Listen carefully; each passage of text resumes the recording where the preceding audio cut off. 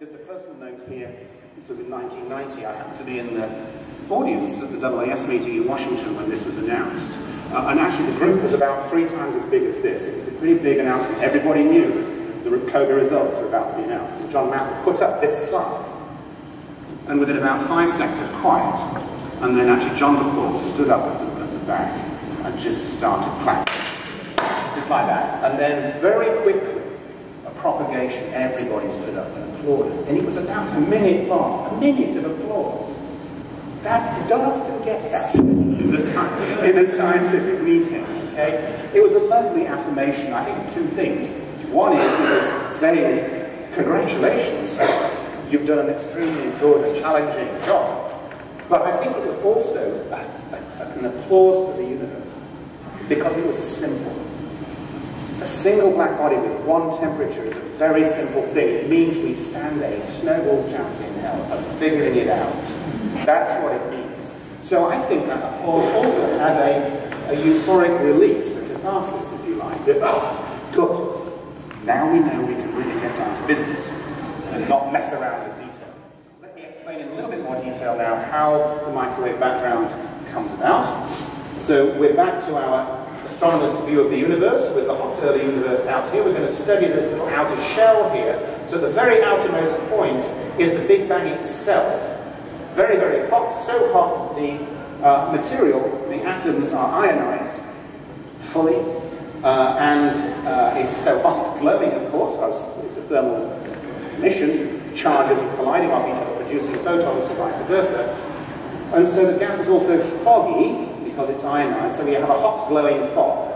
But as we come forward in time, which in this diagram is towards us, then the universe is cooling, and after about 400,000 years, the temperature has dropped to a critical 3,000 degrees Kelvin. It's at that temperature the electrons can finally become captured by the protons to take our gas from being ionized and foggy to being neutral and transparent. And so, because the gas is now transparent, just imagine here we are, we can look through the transparent universe out to, and we can see the photons coming from this hot wall of glowing fog. It's transparent all the way out to that wall, but not deeper in. So we see a wall of glowing fog. It's 3,000 Kelvin, this is bright orange. The photons leave, they cross the universe for 14 billion years, and they get stretched by a factor of 1,000. We take the photons from the optical, we dump them into the microwaves. That's the microwave background. It's a wall of 3,000 degrees fog. It isn't actually the Big Bang itself, there's another 400,000 years prior to that. You may think that this thick area, this is a very misleading region. So let me just make this real for you, please.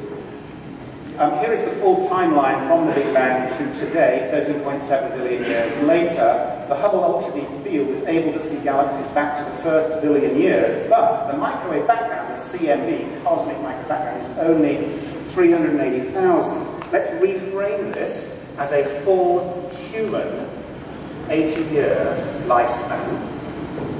That's the same thing, in which case microwave background is equivalent to 12 hours after conception. This isn't even a newborn universe. It's pre-embryonic. This is very young time. It's no surprise the universe is radically different at this point. After all, this isn't a great piece of logic, but nonetheless the metaphor works. Humans are extremely different 12 hours after conception than they are now sitting in the audience. A lot of changes have occurred. The same is true in the universe. Let's reframe it, not as time, but as distance. You could imagine trying to get out to the Big Bang as a distance. This is now a marathon race, 26 miles, and you can't quite see the finishing tape. It is 4 feet hidden behind the wall of the cosmic microwave background. 4 feet. Anyway, my point is that by studying the microwave background, you do have a window on the extremely young universe. There's much more I could say about this, but I'm going to move on. Yes, so this takes us right back into the first million years, and so coming back to my earlier thought of how do you make this alive for students, or indeed oneself, frankly, it's part of the way we bond with nature, is to really put yourself there, so it feels like. So let's look at the properties of the young million-year-old universe. And so right off the bat, it's pretty straightforward actually. Today's universe is a big cube, it's basically empty, it's very cold, and it's very lumpy. But if we go back in time to just the first million years, all the matter that was in this cube is now spread about uniformly. It is hot, and it is smooth and hot and bright. And that's our little box. It has the same material that was in this is now back in a much smaller volume, 1,000 times smaller in length. That means it's 1 billion times smaller in volume. So obviously the density is much higher for one thing. But let's start off by asking, well, what are the conditions back then? Let's start with the composition. Now, I've already mentioned it was too hot for atoms, so there are just 3 electrons, protons, and helium nuclei zooming about. In addition, with a ratio of 1 billion to 1, there are photons of optical light, with all the colours and the rest of the rainbow. And these two were tied together because the gas was foggy. If it's foggy, then it means the photons can't travel very far, they bounce around, and so they are coupled and tied. The cosmologists use the term a photon-baryon fluid for this. That's the fluid that is going to make the sound waves. It's a photon-baryon gas that is going to start, that I'm going to refer to as oscillatory pulsing modes, which they're going to be the sound waves. Now, another very important player I've not mentioned is dark matter, which is distributed uniformly and smoothly, almost within 1%, everywhere. Dark matter, as its name suggests, doesn't really interact with the photons, they go straight through it, doesn't interact with the protons and electrons. It's there as a gravitating substrate. It actually is dominating the gravity throughout most of that first million years. Very important to realise the conditions are changing, and they're changing quite rapidly. In today's universe, you could sit back for 1 billion years and not much will happen. Back then, things are changing every 10,000 years. It's beginning to change. Okay? Much more rapid, and the way it changes is linked to the expansion. And so, just it's a completely trivial diagram. If this is the box at one point in time, it expands by a factor of 2 in the scale. That makes it a factor of 8 in volume.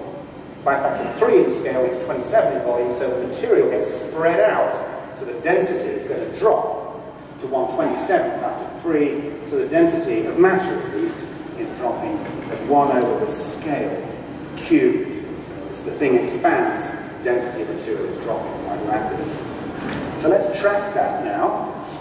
Here we have a graph of the scale of the universe, so that's how big a particular region was. Back then it was 1,000th as big as it is today. So you'll notice that back around there is 0.1% of the size, and the green curve gives us that growth in the scale factor. For those of you in the know, this is the solution to the Friedmann equations, and the first portion of this is proportional to t to the half. This is time in kiloyears. We have the first million years, well known to be 1,000 kiloyears, million years. It goes up to there. And then it grows like t to the 2/3 after about here. Let's not worry about that. It's just, for those of you that know, that's a detail. But now on the right-hand side, the blue curve shows us the proton density. And here are real numbers, and it's basically the density today divided by the scale factor cubed. Of course, the scale factor is rather small, and so cubed is very tiny. It's 1 billion. And so not surprisingly, the mean density back then is 1 billion times greater than the mean density today. Is that rush? You might be thinking, wow, that's going to be a high-density gas. Well, let's look at the numbers. Around microwave background time, it is about, 250 protons per cubic centimeter. In this air, there's 10 to the 19 per cubic centimeter. I apologize for using CGS, it's one of the quirks of the astronomy. Yeah? You can throw your eggs now. So, this is a low-density gas by human standards. High-density gas by cosmic standards, actually. But low-density gas by human standards. Well, actually, it's 3,000 degrees. Let's just do the following thought experiment. Let's put yourself or your hand back into that gas at 3,000 degrees. Would it burn you? And the answer is no, it wouldn't. Because the density is so low, so the amount of kinetic energy being dumped in your hands is not only a function of the energy per molecule, or in this case electron, or proton, but it's also the number, the rate. That's down, it's low. I took that's actually my hand. I didn't use Google to get an image of a hand, I just went click.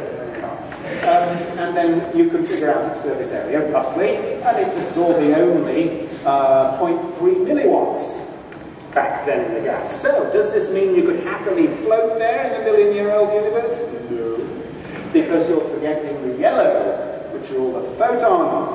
And there are a billion times more of those, and that makes a megawatt per hand. And if you've ever considered putting your hand in a megawatt of power, it will disappear in short order. So it is a lethal environment as far as humans are concerned. Utterly lethal.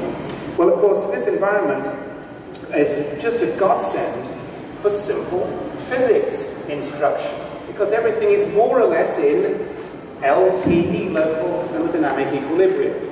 Actually, for those of you in the know, I'm cutting some corners here, but basically, everything's in thermal equilibrium. And so, the radiation field is a good thermal spectrum. It's a black body. This picture is just taken out of my Astronomy 101 class, just to remind you what a black body spectrum looks like. 3,000 Kelvin, 4,000, 5,000. We have quite a bit of emission in the optical here. Here's the glowing bar. So that's the same concept. The young universe is hot and glows with optical light.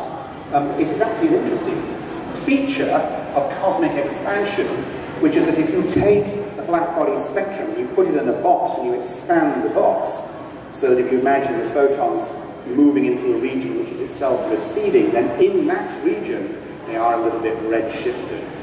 You could also imagine a Doppler shift of a moving mirror on the edge of the box. Forget that last sentence if you didn't follow it. The point is, you get a box of photon gas and you expand it, it gets red-shifted.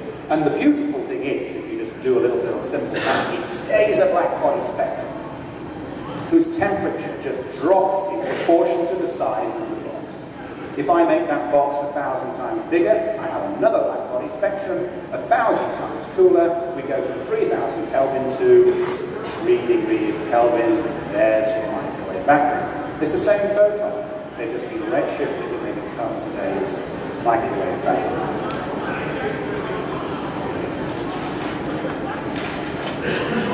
Let's follow the properties a little bit more. And so here's our mega year again, linear in time. Temperature is dropping, 30,000 Kelvin, 10,000, 6,000, 3,000. It's just temperature's dropping, inversely proportional to the scale factor. Universe is expanding, temperature is dropping. Why? Because you are red-shifting the photons. That's what's cooling the universe, is the red-shifting of the photons.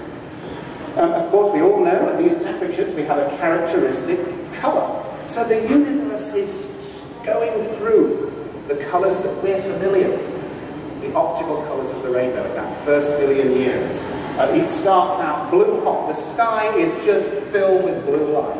And after about 80,000 years, it becomes green, and it becomes yellow, and it becomes so on. And ultimately it becomes microwave. But the optical part is that first million years. It makes it very nice and beautiful for us as human beings to be able to relate directly, because our detectors do in fact function for those particular temperatures. Why? Because they evolved under the same temperature which is the photosphere of the sun, which has the same physics determining its temperature as determined the transparency moment in the microwave background. It's a piece of linking physics. Why? It's humanly accessible. Same physics as the photosphere of the sun, as in the recombination at 3,000 Kelvin. Look at the sky brightness, however, up here. Let's go to a time about 100,000 years when the temperature is the same as the temperature of the sun. What we witness is a sky that is essentially filled with suns. From our experience, if you go to that moment, you imagine a sky not with one sun, but tessellated, no gaps between them. 200,000 suns. That's the intensity of the light of the million-year-old universe, or in fact, in this case, the 10 to the 5-year-old universe, when the temperature is 6,000 Kelvin. It is a brilliant